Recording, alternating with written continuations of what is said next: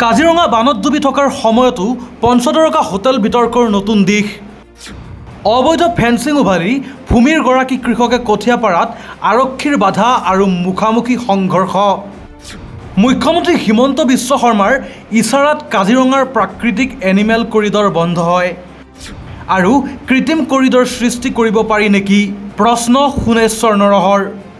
সেই হাতী বিচৰণস্থলীত তেওঁলোকে ফেন্সিং কাটাতাৰ লগাই সম্পূৰ্ণভাৱে মাটি বেৰি ধৰিছে। তাৰ পিছতে তেওঁলোকে অনৈতিকভাৱে তেওঁলোকে গৃহ নিৰ্মাণ কাৰ্যত লিপ্ত হৈছে।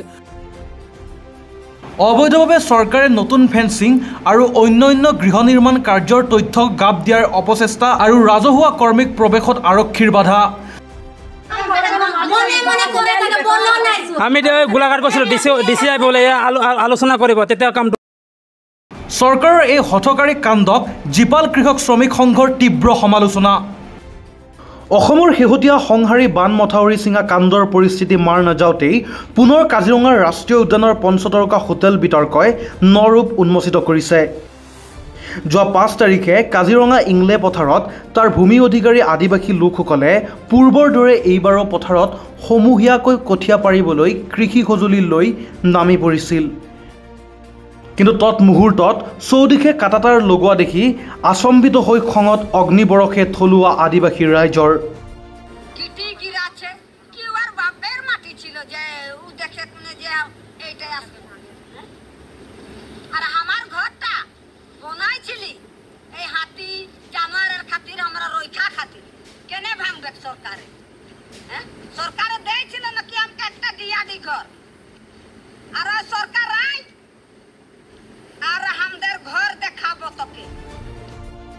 হঠাৎ কাষৰে এখন সংথৰ নামে ৰিজৰ্টখনৰ পৰা আৰক্ষী নিৰাপত্তা আৰক্ষীয়ে বন্দুক বাৰুদ লৈ থলুৱা আদিবাসী কৃষক পৰিয়ালক বাধা প্ৰদান কৰে।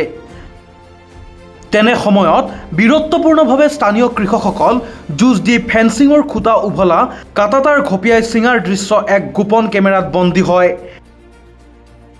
আচৰিত কথাটো হ'ল, সম্প্ৰতি সেই এলেকাত মানুহৰ প্ৰৱেশ তথা কেমেৰাত ফটো ভিডিঅ' তোলা নিষিদ্ধ কৰা হৈছে আৰু দ্য প্ৰপাৰ্টি বিলংছ ATDC বুলি ফলক লগোৱা হৈছে। কিছুদিনৰ পূৰ্বে অঞ্চলটোৰ GPS লোকেশ্যনযুক্ত ফটো ভিডিঅ' জীপাল কৃষক শ্ৰমিক সংঘৰ এক প্ৰতিনিধি দলে বিশেষ কৌশলেৰে সংগ্ৰহ কৰে। তাত দেখা গৈছিল অবৈধ চৰকাৰী কাটাতাৰ আৰু গৃহ নিৰ্মাণ কাৰ্যৰ।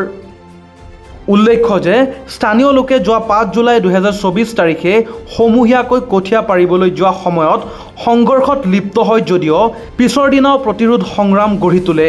সেই খবৰ পাই পিছৰ দিনা স্থানীয় যুৱ নেতা প্ৰবন দলে তথা তেওঁৰ সতীৰ্থ উপস্থিত হৈছিল ঘটনাস্থলীত। কিন্তু অতি পৰিতাপৰ কথা যে উক্ত ক্ষেত্ৰখনত তেওঁক প্ৰৱেশত বাধা প্ৰদান কৰে তাত মোতায়েন হৈ থকা আৰক্ষী বাহিনীয়ে আৰু তেওঁ খেতিয়ক ৰাইজৰ হৈ বাকযুদ্ধত লিপ্ত হোৱা পৰিলক্ষিত হয়। এই বাধা প্ৰদান কাৰ্যক জীপাল কৃষক শ্ৰমিক সংঘই তীব্ৰভাৱে সমালোচনা কৰে আৰু সকলো প্ৰান্তৰ মানৱতাবাদী লোকে এনে মানৱতা উলংঘনস্থলীত প্ৰৱেশ কৰাৰ অধিকাৰ আছে বুলি দাবী কৰে। সংবাদ মাধ্যমৰ আগত জীপাল কৃষক শ্ৰমিক সংঘৰ উপদেষ্টা সোণেশ্বৰ নৰ আৰু মুখপাত্ৰ প্ৰবীণ পেগুৱে সবিস্তাৰে দাবী তোলে। এইখিনিতে জীপাল কৃষক শ্ৰমিক সংঘই মুখ্যমন্ত্ৰী হিমন্ত বিশ্ব শৰ্মাক আঙুলিয়াই কয়, কাজিৰঙাৰ পৰিৱেশ জৈৱতন্ত্ৰ কি তেওঁৰ মতে চলিব? তেওঁৰ ইছাৰাত কাজিৰঙাৰ এনিমেল কৰিডৰ বন্ধ কৰি তাত তেওঁৰ ব্যক্তিগত ৰিজৰ্ট বা বাগিচা হয় আৰু তেওঁৰ ইছাৰাত কৃত্ৰিম স্থানেদি এনিমেল বা হাতীৰ কৰিডৰ নিৰ্মাণ হ'ব। কাজিৰঙাৰ জৈৱতন্ত্ৰ কি তেওঁৰ আঙুলিৰ ঠাৰত নিয়ন্ত্ৰিত হয়। এই সংহাৰী বানৰ কবলত পৰি থকাৰ সময়তো আমি কাজিৰঙাৰ পঞ্চতৰকা হোটেলৰ বিতৰ্কত পুনৰ সোমাবলৈ আমি বাধ্য হৈছোঁ। কিয়নো সম্প্ৰতি কাজিৰঙাৰ ইংলে পথাৰৰ ভূমি অবৈধভাৱে চৰকাৰে বেদখল কৰা কাণ্ডক আমি পোহৰলৈ আনিবলৈ সক্ষম হৈছোঁ। ইতিমধ্যে আমাৰ হাতত তথ্য আহি পৰিছে। আপোনালোকে জানে যে সেই মাটি সম্পূৰ্ণ তাৰ থলুৱা আদিবাসী লোকৰ যুগ যুগৰ পৰা তেখেতসকলে বসবাস কৰি এই ভূমিত তেওঁলোকে কৃষি প্ৰণালীৰ কাৰ্যত লিপ্ত হৈ আহিছে। তাত 300-400 হাতীয়ে পৰম্পৰাগতভাৱে বিচৰণ কৰি হাতী ঘোলা পথাৰ হিচাপে তাত সকলোৰে জনাজাত। তেখেত এই এনে এক স্পৰ্শকাতৰ অঞ্চলক হায়াত হোটেলৰ নামত তেওঁলোকে ভূমিক অনৈতিকভাৱে চৰকাৰে অধিগ্ৰহণ কৰিছে আৰু তাক চৰকাৰে তেওঁলোকে বন্ধ কোঠালিৰ ভিতৰত অনৈতিকভাৱে এই মাটিক তেওঁলোকে নিজৰ হাতলৈ লৈ গৈছে। তাৰ তথ্য আমি পোহৰলৈ আনিবলৈ সক্ষম হৈছোঁ। RTR তথ্য অনুসৰি আমি লাভ কৰিছোঁ এই তথ্য। তেওঁলোকে 30 বিঘা মাটি এলট কৰিছে পৰ্যটন নিগমক আৰু এই 30 বিঘা মাটি সম্পূৰ্ণভাৱে আমাৰ থলুৱা লোকসকলে খাজনা ভৰি আহিছিল, কিন্তু আজিলৈকে সেইসকল লোকক আজিলৈকে ন্যায্যতা দিবলৈ তেওঁলোক প্ৰস্তুত নহয়। আটাইতকৈ ডাঙৰ কথাটো হ'ল শেহতীয়াকৈ সেই অঞ্চলটোত তেওঁলোকে অনৈতিকভাৱে সেই হাতী বিচৰণস্থলীত তেওঁলোকে ফেন্সিং কাটাতাৰ লগাই সম্পূৰ্ণভাৱে মাটি বেৰি ধৰিছে। তাৰপিছতে তেওঁলোকে অনৈতিকভাৱে তেওঁলোকে গৃহ নিৰ্মাণ কাৰ্যত লিপ্ত হৈছে আৰু 19জনকৈ ছিকিউৰিটি দিনে ৰাতিয়ে অহৰহ তাৰ সংথৰ হিমন্ত বিশ্ব শৰ্মাৰ বিশ্বস্ত কাৰ্বি আংলঙৰ EC এজনৰ হোটেলৰ নাম হৈছে সংথৰ। সেই সংথৰত 19জনকৈ তাৰ নিৰাপত্তাৰক্ষী তাত মোতায়েন কৰি ৰখা হৈছে। তাত কোনো লোককে তাত প্ৰৱেশ কৰিবলৈ দিয়া হোৱা নাই, তাত কোনো ধৰণৰ কেমেৰা তাত ব্যৱহাৰ কৰিবলৈ দিয়া নাই। আৰু তেনে এক পৰিস্থিতিৰ মাজতে আমি মোকাবিলা কৰি আমি GPS কেমেৰাৰে আমি সেই স্থানৰ ফটো সংগ্ৰহ কৰিবলৈ আমি কথম্পি আমি তাৰ পৰা ওলাই আহিছোঁ। তাৰোপৰিও শেহতীয়া কাণ্ড এটা উদ্ঘাটন হৈছে যে পৰহি আমাৰ থলুৱা ৰাইজে পৰম্পৰাগতভাৱে সেই স্থানত খেতি কৰিবৰ কাৰণে কঠীয়া পাৰিবৰ কাৰণে তেওঁলোক সমদল কৰি যেতিয়া কঠীয়া পাৰিব আহিছিল দেখা পাইছিল তাত ফেন্সিং তৰি থৈছিল অনৈতিকভাৱে। সেই ফেন্সিং ৰাইজে তাত সম্পূৰ্ণ ফেন্সিং উঘালি ৰাইজে কঠীয়া পাৰিবৰ কাৰণে তাত মাটিখিনি কৰ্ষণ কৰাৰ কাৰণে প্ৰচেষ্টা চলোৱাৰ সময়তে তাত আৰক্ষী মোতায়েন কৰি ৰখা আৰক্ষী নিৰাপত্তাৰক্ষীয়ে সেইসকল আমাৰ থলুৱা লোকৰ লগত মুখামুখি সংঘৰ্ষত লিপ্ত হৈছে। আমাৰ জনগণে বীৰত্বপূৰ্ণভাৱে সেই প্ৰতিৰোধ সংগ্ৰাম গঢ়ি তুলিছে থলুৱা আদিবাসী লোকসকলে। আটাইতকৈ ডাঙৰ কথাটো হ'ল তেনে এক কাণ্ডৰ পুনৰাবৃত্তি কালি সংঘটিত হৈছিল কাজিৰঙাৰ সেই একে স্থানতে।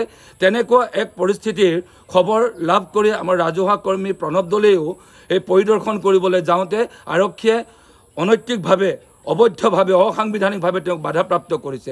আমি কৈছোঁ যে পৃথিৱীৰ সকলো ধৰণৰ মানৱ দৰদী মানৱতা কৰ্মী মানৱতাবাদী লোকে যিকোনো বিনিময়ত এনেকুৱা ধৰণৰ মানৱীয় উলংঘা কৰা কাৰ্যকলাপত পৰিদৰ্শন কৰিব পাৰে, যাব পাৰে, তাত মাত মাতিব পাৰে।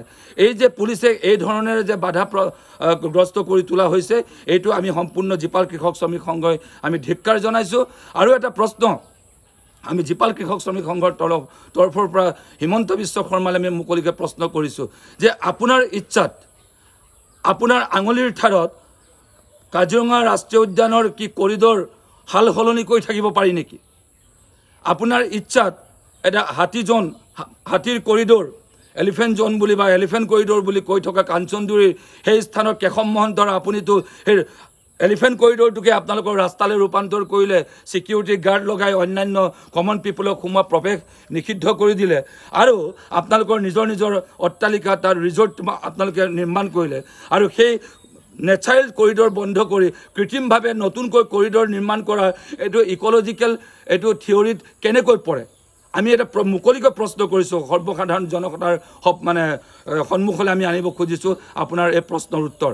আপুনি উত্তৰ দিয়ক যে কাজিৰঙাৰ ইক'লজি আপুনি কেনেকৈ ভাৰসাম্যতা ৰক্ষাৰ কাৰণে আপুনি কি মডেলিটি তৈয়াৰ কৰিব খুজিছে?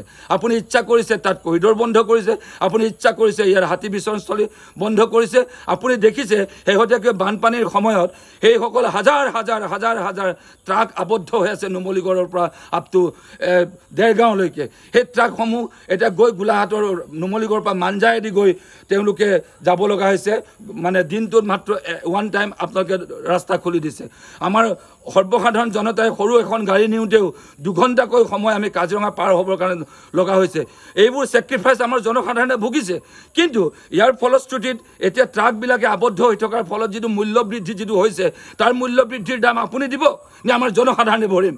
আপুনি চাওক জনসাধাৰণে কিমান ছেক্ৰিফাইচ কৰিছে যে 2 ঘণ্টা সময় এই কাজিৰঙাখন পাৰ হ'বৰ কাৰণে বন্য জন্তুৰ প্ৰতি দৰদী হোৱাৰ কাৰণেই সৰ্বসাধাৰণ জনগণে আপোনালোকৰ এই ফৰেষ্ট ডিপাৰ্টমেণ্টৰ এই ইনষ্ট্ৰাকশ্যনটো সকলোৱে মানি লৈ চলিছে, কোনো অমান্য কৰা নাই। তাৰ পাছত আমি মৰ্মাহত হৈছোঁ, বহুত বন্যজন্তু বানপানীত এবাৰ মৃত্যুবৰণ কৰিছে, অভিলেখ সংখ্যক মানে বন্যজন্তু, সেইটো আমি মৰ্মাহত হৈছোঁ জীপাল কৃষক শ্ৰমিক সংঘ। আৰু প্ৰকৃতি প্ৰেম মানে হৰিণা এটা ধৰি সাপ এটা ধৰি ফটো ছেশ্যন মাৰি পেলাই এই ফৰেষ্ট ডিপাৰ্টমেণ্টক ৰেস্কিউ গতাই দিলেই প্ৰকৃতি প্ৰেম নুবুজায়। আপোনালোকে তেনেকুৱা ধৰণৰ নেৰেটিভ সৃষ্টি নকৰিব যে আমি কেনেকৈ প্ৰকৃতি প্ৰেমক আমি ছাপৰ্ট দি আছোঁ, আমাৰ কাৰ্যকলাপক বিজ্ঞানসন্মতভাৱে অনুধাৱন কৰক। গতিকে আমি কৈছোঁ যে মাঞ্জাৰ পৰা যদি ট্ৰাকে গৈ ঘূৰি গৈ যদি ছেক্ৰিফাইচ কৰিব পাৰে কাজিৰঙাৰ স্বাৰ্থত যদি আজিৰ দুৰ্ভিক্ষত ভুগি থকা মানুহে 2 ঘণ্টা সময় এটা এম্বুলেঞ্চ ৰৈ থাকিব লগা অৱস্থা হৈছে, তেনেস্থলত আপোনালোকে কাৰ স্বাৰ্থত, কোন কৰ্পৰেটৰ স্বাৰ্থত আচলতে এই কাজিৰঙাত এনেকুৱা অবৈধভাৱে মাটি থলুৱা মানুহৰ অধিগ্ৰহণ কৰি আপোনালোকে হায়াতৰলৈকে কৰ্পৰেট মানে 5 তাৰকা হোটেল খুলিব খুজিছে। তাতকৈ আপোনালোকে 200টা পৰিয়ালক মিনিমাম আপোনালোকে মডেলিটি হোমষ্টে কিয় আপোনালোকে প্ৰমোট নকৰে? তাতকৈ 10-20খন গাঁৱক আপোনালোকে এডপ্ট কিয় নকৰে? মানে ফৰেষ্ট টুৰিজিম ভিলেজ হিচাপে কিয় নকৰে? গতিকে সেই যিবিলাক কাম ইক'লজিকেল যিটো ছাষ্টেইনিটিৰ কাৰণে যিখিনি কৰিব লাগে